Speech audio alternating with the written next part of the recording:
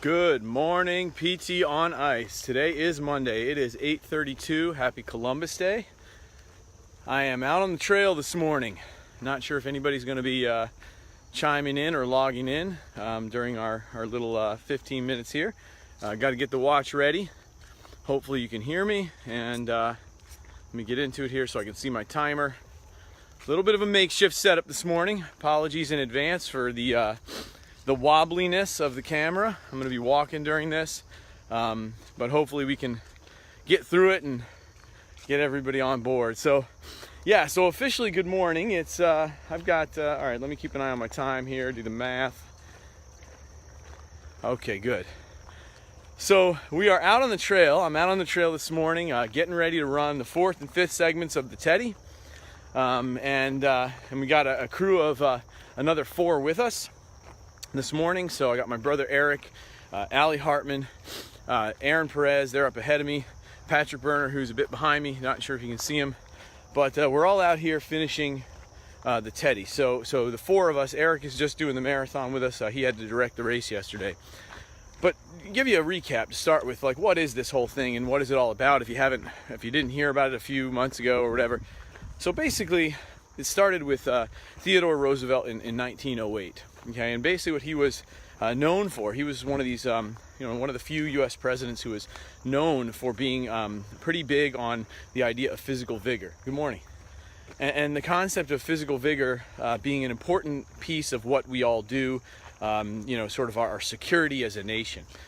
And so the thought of it is that at wartime, we would get ourselves into trouble because of sort of the pitiful shape of our military at the time, or at least that was his belief. Now, he was a pretty vigorous guy, known to be, quite the horseback rider, tennis player, things like that.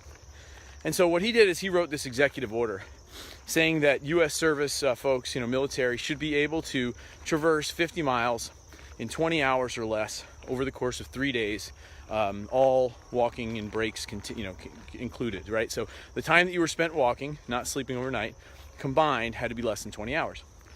So, and then in 1960, JFK, who was at that time president-elect, he wrote a really powerful article, I think very powerful article, and poignant today, which is, he called it The Soft American. And you can find it, it's in Sports Illustrated, and it talks really about the same thing. And he was another president well known for, kind of subscribing to this mentality that vigor was really important.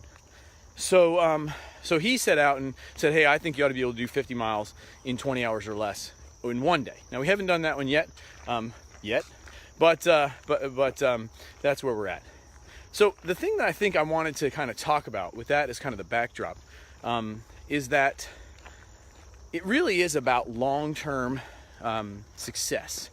It's about crossing the finish line slowly, and that kind of ties back so far over the last year, maybe more, to a lot of what we've seen and a lot of what we've been kind of experiencing on the prevention health promotion front.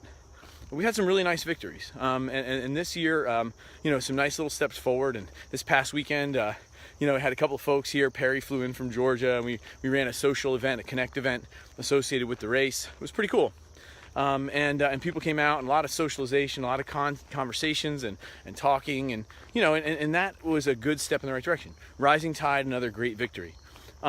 Changing the ice course. So the CERT course itself, we've had to change it a bit because of what we've learned over the course of the year and a half. And so that's an awesome thing.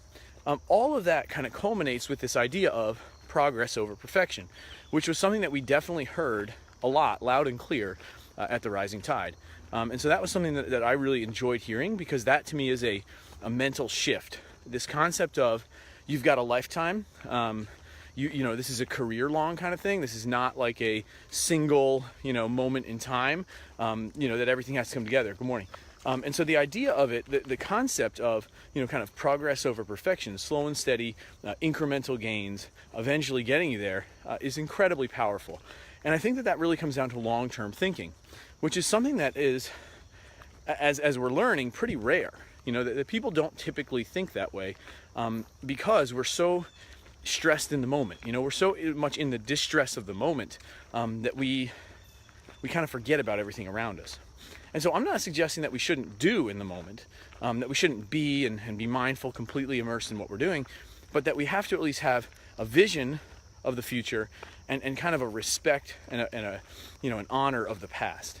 And I think that really is what this, for me at least, is all about. It's about honoring some of the lessons, some of the people that we've learned from, in this case, a couple of presidents who got it, who understood that physical vigor and vitality was critical to the successful human experience, and that struggle was not a bad thing. That struggling, as long as you got to the other side, was good. It actually helped you grow. Right now we call that endure, but the idea of it is the same thing. The concept is that in order to succeed, you have to struggle. In order to grow, you have to push, you have to work. So that's the honoring the past. The future, of course, is easier. It's easier for me to say, hey, like in the future, the top of the mountain looks like a place where, prevention and health promotion is kind of the normal way of doing business. The future is when professionals understand the risks associated with people, sort of downstream effects, the risks over time, and that we can get ahead of them. So last night in the cohort, we had a really great discussion. It went over for a while because there were just a lot of really good people kind of thinking and talking and kind of coming together with that idea of how do I stay upstream on this thing? How do I get myself upstream on this thing? And kind of how do I work there? That's the long term, right? That's the vision. The vision is, let's stop being episodic. Let's stop jumping in and trying to save the day and have to deal with the distress of the moment when we can sort of plan ahead and think ahead. So like endurance is a great way to do that, right? So here I am, I've got my, for those listening, you obviously can't see this, but got my little, gear set up, and I got some calories with me and some water with me, and obviously got my cell phone. That's longer term planning. That's kind of thinking ahead and saying, hey, what do I need? What could go wrong here? On the flip side, after I hang up this call, after I finish this PT on Ice, I'm going to go all in with, the moment. I'm going to be completely in it today. And yeah, I'm going to listen to my body and kind of, connect with myself in many ways, right? I'll be out here mostly on my own for the day because none of us will stay at the exact same pace. I'll feel that my left ankle is talking to me. I will feel my knee and I'll decide whether or not that's serious, whether or not it needs to be addressed, or whether or not I can kind of push through it. Those are all really, really important things to do in the moment. That's the struggle, but it gets us closer to that long-term vision. And so I think that that's kind of the main takeaway. The main takeaway for me is that it's about steady. It's about progress. It's about taking steps, going in the right direction. It's about, kind of knowing the direction you're on and saying, listen, I know there are 1,000 pathways to get to the top of the mountain. Everyone could take a different one. But if we're all still moving forward toward the top of the mountain, we're doing a service for ourselves, for our communities, and really for the world at large. And so I think that's kind of what this is all about, at least for me. And I think it should be, I hope, it should be a call to arms and a call to action for all the professionals, right? So if in 1908 they knew this, and in 1960 they knew this, I mean, we're talking about 50 plus years ago. They understood that physical vigor, that physicality, that movement was critical to kind of the human experience, and that pushing yourself and that struggling and being outside of your comfort zone and outside of your norms was critical to a successful human experience. Like if they knew that then it's time for us to kind of bring it back around. Now, here's the part that, we sometimes lose in the translation. From 1908 to 1968, we're talking about 60 years, and it fell off. And people got soft and comfortable, and then in 1960, JFK brought it back. And so now it's been another, I don't know, let's call it almost 60 years, right? And like, it's time. It's time to bring that back. It's time for someone to bring it back. And I don't know that our political leaders are the people to do it, but I do think our professionals can be, us included. And so I think that's really what this is about. It's just kind of slow, steady marching, taking time to be on the front end of that conversation and to not ever sway from the idea of we are going up that mountain. It doesn't have to be fast. Yesterday there were some guys who ran the race and they were amazing. I mean, these guys are amazing athletes. But the bottom line is everyone who finished got to the same finish line. And that is impressive. And that was, 400 people out of thousands of potentials. So we need to broaden that number. And no, it doesn't have to be running sports, and it doesn't have to be endurance races. Like, that's just an easy way to kind of have a microcosm of the whole thing. But I think what it has to be is forward progress. Right? It has to be us saying, look, movement, physical vigor, struggling, fueling. All of those things are critical to a life well lived. And I really think that's what this is all about. So, I'm going to leave it there. I mean, it's been, somewhere around 10 minutes. I'm probably going to cut you off at 10 or 11 today, because I really do want to make this not an all-day thing. But I do think the important thing, right? The shout out goes to some of these crazies that are with me today. I mean, Aaron and Allie and Patrick have done the whole thing, and Eric jumping in today with us. It's big. But why is it big? It's big because it represents progress over perfection. It represents forward movement. It represents us as a group, doing something, trying to find a little bit of ourselves in the push, and maybe, just maybe, inspire somebody else.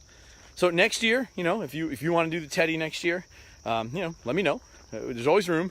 We're going to keep tweaking it. We're going to keep kind of trying to bring that historical view back, stand back on those shoulders of giants, from 50 and 100 years ago and more.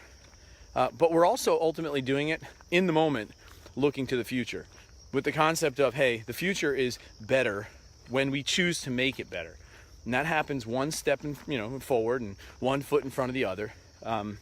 And this might be just a simple little way of reminding ourselves that. All right, everybody, it's Monday. It's Columbus Day. I mean, let's be honest, the whole thing fits. Think about it. Think about the pioneering spirit. Think about getting out there today. If you have a holiday, if you're not working today, do something today. Anything. It doesn't matter what it is. Do something. Push forward. Pioneer. Find your way a little closer to the top of that mountain. Have a conversation, make a phone call, pitch something to someone about physical vigor and activity. Get in your local schools, talk to your local churches, whatever. Bottom line is that people need this. Americans need this, right? Like the country that Columbus, somewhat depending on your history, found and the land that we all now live, work, learn, pray in needs this. We all need this. Roosevelt knew it. Kennedy definitely knew it. With any luck, we can know it too. And I just don't think we can wait on our politicians to make this happen. We have to do it ourselves. So the beauty is we've got social media, we've got megaphones, we've got relationships, we've got evidence, we've got everything we need, except for one thing, and that's just the will to do it. So we're going to test that will today. Have a great day. It's Monday. It's only Monday. I'll be out there, hopefully making it count. I hope you will too. Make it count.